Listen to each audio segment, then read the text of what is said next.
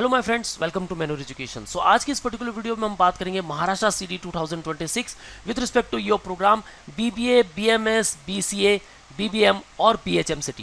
Guys, इस particular video में हम बात करेंगे with respect to the normalization process और आखिर ये क्यों जरूरी है। हो सकता है आपने स्लॉट 1 में एग्जाम दिया, आपके फ्रेंड ने स्लॉट 2 में एग्जाम दिया, स्लॉट 2 काफी इजी रह गया और स्लॉट 2 कंपैरेटिवली काफी टफ था या इवन हम कह सकते हैं काफी हार्ड रहा हो। अब ऐसे में हो सकता है कि स्लॉट 1 में कोई स्टूडेंट 80 मार्क्स स्कोर कर जाए और वो टॉपर हो, और वहीं सेकंड शिफ्ट की अगर मैं बात करूं या सेकंड स्लॉट की बात करूं तो हो सकता है कि वहां 60 स्कोर किया हो और ऐसे में हम इसे भी टॉपर मान सकते हैं। यही तो नॉर्मलाइजेशन प्रोसेस है। नॉर्मलाइजेशन कहता है कि यहाँ किसी के साथ कोई डिसएडवांटेज नहीं होना चाहिए और ना ही किसी को ज़्यादा एडवांटेज मिलना चाहिए।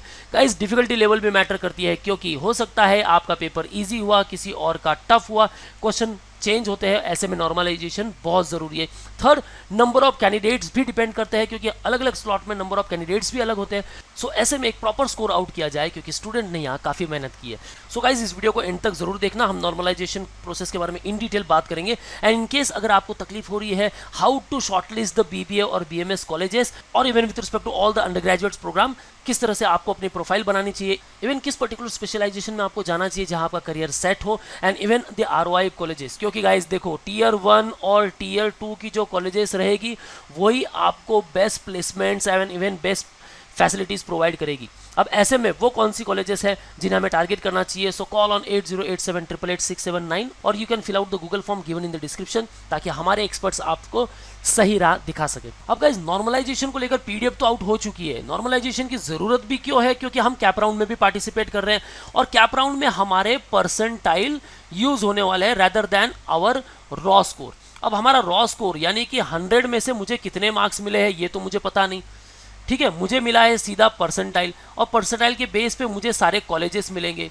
अब ऐसे में कौन से कॉलेजेस मिलेंगे ये जानना बड़ा कठिन है गाइस। तो इसी के लिए आपको क्या करना है, आपको आना है @manual.com, then come to the BBA entrance और यहाँ आते ही आप देखोगे कॉलेज एडमिशन प्रोसेस, जहाँ आपको कैप राउंड को लेकर सारे सेशंस मिलेंगे एंड इवन 1-to-1 मेंटरशिप भी मिलेगी, जहां आप व्यू डिटेल्स पर क्लिक कर सकते हो। यहां आपको कैप राउंड को लेकर कंप्लीट गाइडेंस मिलेगा, लाइव वेबिनार और वर्कशॉप में ज्वाइन होने का मौका मिलेगा, कॉलेज लिस्ट, किस कॉलेज के क्या रिस्पेक्टिव कट ऑफ है वो पूरी पीडीएफ फाइल मिलेगी, एंड इवन पर्सनल काउंसलर जो 1-to-1 आपको एक्सपर्ट गाइडेंस मिलने वाला है गाइज, वो यहाँ मिलेगा। आप हमारे मेंटर से पूछ सकते हो कि कौन सी पर्टिकुलर कॉलेज आपके लिए सही होगी, क्या उसकी आरओआई है, क्या उसकी फीस स्ट्रक्चर है, क्या फैसिलिटीज है, एंड इवन करियर स्कोप कैसा है आगे after that particular college.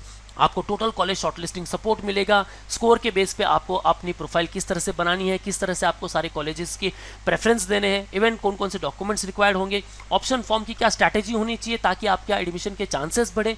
Round wise trekking हम करेंगे, कैप राउंड 1 में पार्टिसिपेट करना है, उसके बाद आपको बेटरमेंट करना है या नहीं, या किस तरह से करना है और अपने ऑप्शंस को किस तरह से स्विच करना है, एंड इवन प्रायोरिटी सपोर्ट, जो भी आपके डाउट्स होंगे क्विकली सॉल्व होंगे guys. Now let's come to the topic. So guys, CET cell ने नॉर्मलाइजेशन प्रोसेस ऑलरेडी आउट कर दिया है और ऐसे में अब इसकी जरूरत क्यों होती है। So CET cell has conducted examination on multiple shifts, अलग अलग शिफ्ट्स में ये एग्जाम हुई है हमारी।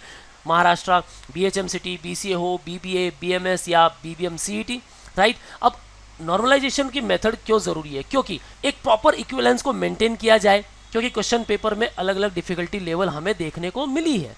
डिफरेंट शिफ्ट्स में अलग अलग कैंडिडेट, जैसे कि मैंने कहा है, किसी का पेपर टफ हुआ, किसी का इजी हुआ।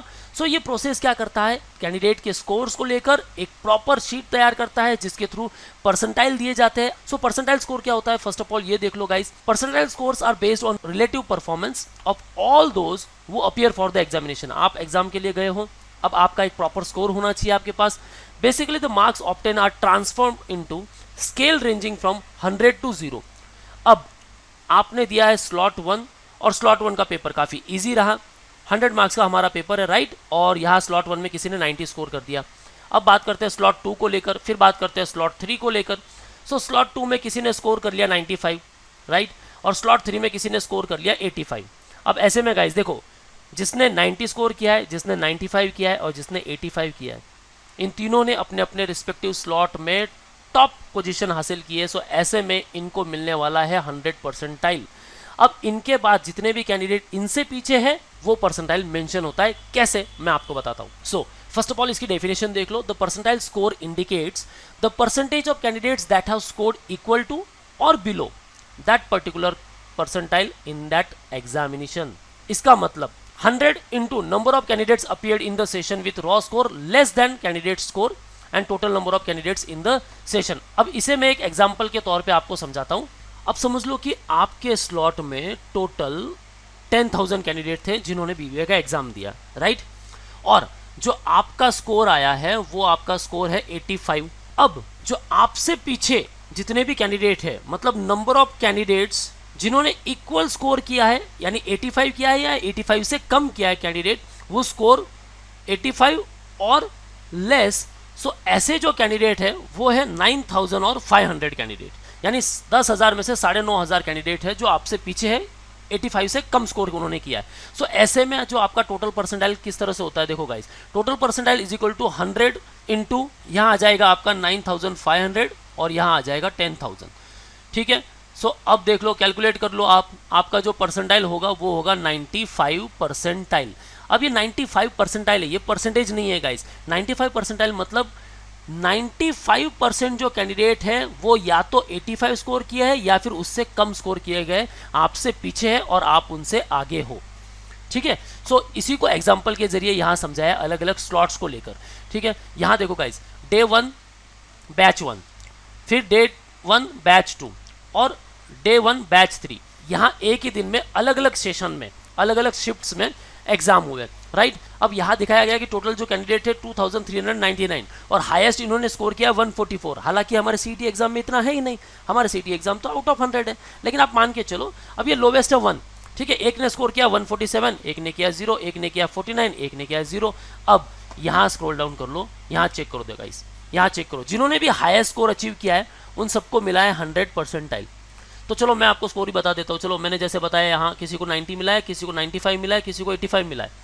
तो ये जो सेशन 3 है, बैच 3, इसने भी जो एग्जाम दिया है ये भी तो 85 स्कोर किया है, तो इस 85 को भी हम क्या मानेंगे, 100 परसेंटाइल। 95 को भी 100 परसेंटाइल, 90 को भी 100 परसेंटाइल। अब इसके बाद ये एक step by step procedure follow करेंगे। हमने टोटल परसेंटाइल तो कैलकुलेट कर लिया। अब compilation of the total CET score, ये क्या करेंगे, the scores for the total raw score for all the 4 sessions, day 1 batch 1, day 1 batch 2, day 1 batch 3, जो भी सेशंस हमारे हो गए, टोटल 3 सेशंस हुए, as calculated in the step 2 would be merge and shall be called the CET percentile scores which will then be use for compilation of the result. यानी जिस तरह से मैंने आपको अब 95 परसेंटाइल का जो कैलकुलेशन बताया जस्ट यहाँ, राइट। अब यही कैलकुलेशन क्या होगा गाइज, अब ये क्या करेंगे, हर एक सेशन के लिए, मतलब इसके लिए, इस पर्टिकुलर बैच के लिए यहाँ 3 बार हमने 3 स्लॉट में हमारी एग्जाम हुई है, तो यहाँ, यहाँ और यहाँ, इन तीनों की एक पीडीएफ पूरी बन गई। समझ लो सारे यहाँ 10,000 कैंडिडेट है, ठीक है। यहाँ समझ लो 9,500 कैंडिडेट है और यहाँ समझ लो 10,000 कैंडिडेट है। इन सब ने एग्जाम दी है, इनकी ये पूरी हमारी पीडीएफ फाइल हो गई कि हमने टोटल परसेंटाइल यहाँ कैलकुलेट कर लिया। अब क्या करेंगे, इन सबको जोड़ के हम एक ही पीडीएफ बनाएंगे, मर्ज कर देंगे, जो मैं यहाँ आपको समझाता हूँ। देखो गाइस, ये पहले तो मैं आपको ये स्कोर हटा देता हूँ यहाँ से, ताकि आपको ईजिली समझ में आए, क्योंकि हमारी एग्जाम 100 मार्क्स की है, ठीक है। यहाँ मिल गए हैं किसी को 95, यहाँ मिले हैं 95, ठीक है। फिर B2 रोल नंबर 1, 2 और 3, समझ लो यहाँ 90 मार्क्स मिले हैं। B3 roll number 1, roll number 2, यहाँ समझ लो पेपर थोड़ा टफ गया, 85 पकड़ लेते हैं। और ये जो D1 B3 है, ये B3 नहीं होना चाहिए, ये एक्चुअली होना चाहिए B1 और ये होना चाहिए रोल नंबर 3। अब समझ लो उसको मिला है 94 मार्क्स। तो अब मैं आपको बताता हूँ कि यहाँ क्या होने वाला है। देखो गाइस, डे 1 बैच 1 में रोल नंबर 1, रोल नंबर 2 को मार्क्स मिले सेम 95, ठीक है। ये एक पर्टिकुलर शिफ्ट में थे, इनका हो गया हमने 100 परसेंटाइल। वहीं हमने क्या किया, डे 1 की जो बैच 2 में रोल नंबर 1, 2 और 3 तीनों को मिला है 90 मार्क्स। सो ऐसे में ये 90 मार्क्स वाले भी क्या बन गए, ये भी 100 परसेंटाइल हो गए। अब डे 1 की जो तीसरा सेशन था बैच 3 में रोल नंबर 1 और 2 को जो मार्क्स मिला है वो है 85। ये थोड़ी एग्जाम टफ हुई थी, तो हमने अब 3 सेशन देख लिए, राइट। ये पहला सेशन, ये दूसरा सेशन, ये तीसरा सेशन, तो यहाँ 85 मिला, इसका मतलब इनको भी हमने दे दिया 100 परसेंटाइल। लेकिन अब डे 1 का रोल नंबर 3, इसको मार्क्स मिला है 94, तो अब यहाँ तो 85 है, लेकिन ये जो 94 है ये हम देखेंगे इससे कंपेयर करते हुए, क्योंकि 95 के बाद ये 94 आया है, तो इसको जो परसेंटाइल मिल जाएगा 99.99। तो ये हम कैलकुलेशन से करेंगे। इंडिविजुअल जब हमारी पूरी लिस्ट बनेगी फिर बाद में इसको मर्ज करेंगे, तो इसी तरह से आपको लिस्ट दिखेगी और उसके बाद में आपके पूरे जो परसेंटाइल है वो मेंशन होंगे। और अब सीटी सेल क्या करती है गाइस, वो आपको रॉ स्कोर नहीं बताएगी। वो क्या बताएगी, यहाँ आपका रोल नंबर लिखा रहेगा, ठीक है, और उसके बाद या तो आपका नाम लिखा रहेगा सिंपल, और उसके बाद में आपको सीधा मिलेगा आपका परसेंटाइल। अब वो पीडीएफ आउट करती है तो इस तरह से करेगी, और अदरवाइज आपका स्कोर कार्ड तो उसमें तो आपको परसेंटाइल मेंशन मिलेंगे ही। ठीक है गाइस, तो इसी तरह से ये परसेंटाइल का पूरा फॉर्मूला होता है। आप सिंपल सा मान के चलिए, अगर स्कोर वर्सेस परसेंटाइल की बात होगी, अगर टॉपर 90 होगा तो आप समझ लेना ये 100 परसेंटाइल हो जाएगा। फिर 85 to 90 के बीच में यहाँ आपको 99 परसेंटाइल वाले सारे मिल जाएंगे। Okay, and it will goes. So guys, I hope कि आप नॉर्मलाइजेशन प्रोसेस को ठीक तरह से समझ गए रहेंगे। अगर आपके कुछ भी डाउट्स हैं then you can call on 8087888679 और you can fill the Google form given in the description. In case want a preparation, then you can join India's leading BBA interest coaching class for IPMAT, BBA CET, and PAT, SET General, CRIS, Maharashtra CET, ZipMat, or even for the BMS. Visit our website manorodo.com/BBA entrance or call on 8087111850.